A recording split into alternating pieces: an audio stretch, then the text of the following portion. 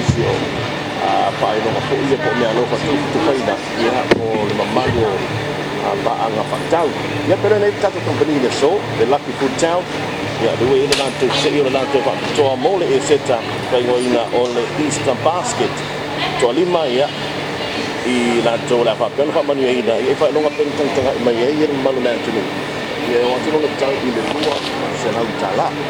ia ona fa pen tu atu le sui le ia fa peona ia ina to le sa fa peona I entai le fa tatu se ida fa Kai mula mano e pakala ka ko ele mali ka sa tino lo mai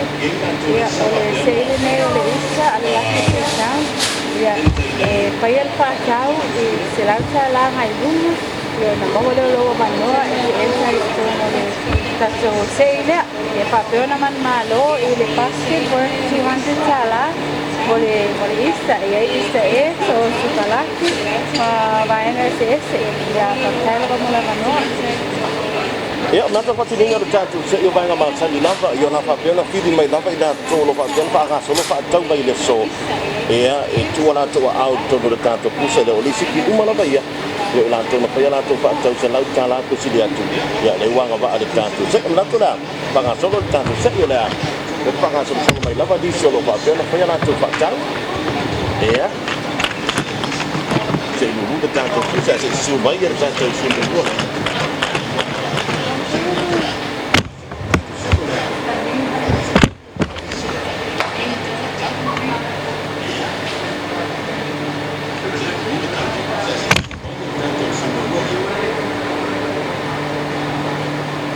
ia male ua manumalo I le tanto Easter basket momua o Adesana United Pony o le pitu ono o valu lima Adesana pitu ono o valu lima ia mara sobe na lauhina ia le tamatai ia le tanto company day ia o loa umolo fa pela wai ia o loa ia le tanto Easter basket ia e o atoro na tau I le dua se lau tala ia o tau pai pea ia e sabe le tanto pusa le na ia o ana mai le tanto si le lua e wa le tanto si le pa mai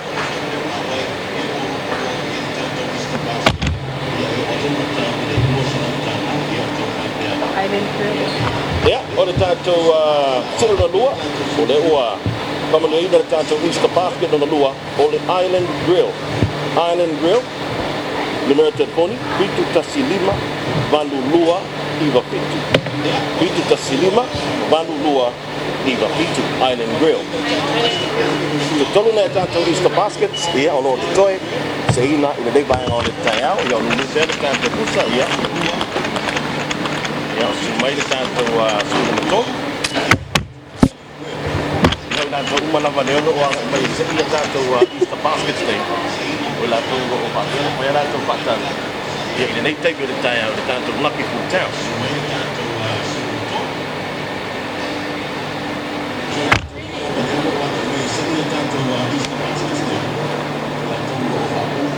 tanto Easter basket on the tolu le o pa manu inai Emmy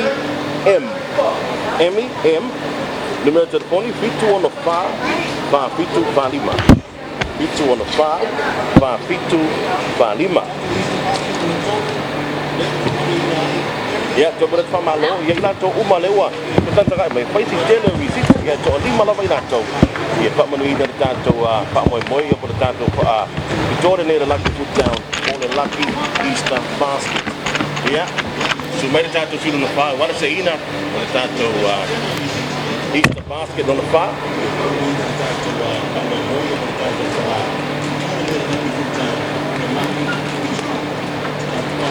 Ja, maar nu van de ene kant zo Easter basket nog fa op Paige Mitchell. Dat je angel op de pa. Je had de nummer telefoon Pitu tolu Tassi Pitu valu Pitu. Pitu tolu Tassi Pitu valu Pitu Paige Mitchell. Dus Tassi ja. Dat is een beetje makkelijk. On a long weekend. Ja, dat is de kant is te pakken. Heel veel te termijnen. Ja, waarom dat ze ina? Ya, cuma ini. Mana sudah 5 leo lah biar saya ina tanto Easter basket mun.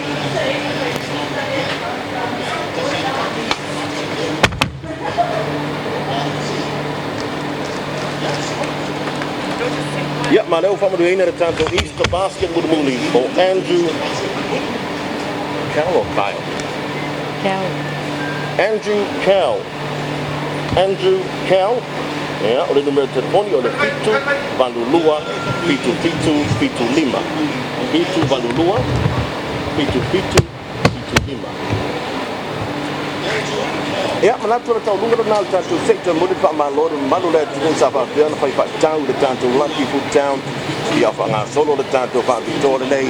ya oleh Easter basket Pak Malor tu la tolo Pak pian Pak Melina ya il lagu to lima de family in Easter basket ya pena do mala no to pin nei o no pa piano ya stolu ya la toyo Alessandra ya pitu no o balu lima Island Grill pitu tasi lima balu lua iba pitu MEM pitu no fa pitu fa lima ya o Paige Mitchell Pitu tolu tasi pitu balu pitu ya ma Andrew Cal pitu balu lua pitu lima ya benatu alo faaga besok fa budi yang mai ta ko beli oleh Lucky Foodtown boleh seta dengan dapat tolu top ini deh Paksaila ko malakano ya moliari na paksaila mai le pilenga male ale Lucky Foodtown e paksaila malo la sunu mo kasanga ma dan ko paksasan mai ko ne ka kami bye ya ale paksaila ni bai now ya ale ne sila e familia suele se kaya so umala ya so mau se ta ya mali de mu ya au ya ko ta to ni Paula de farmasi non ko na que se tomó si eso está pidiendo ya mantiene ni hace parte so dunga dan tanto sale Easter basket by name the Lucky Foodtown ya menatur atu di otro tanto pasal lava warpa wino tanto por clame masani sabralo mananga maulalo fakta Baiklah Pak.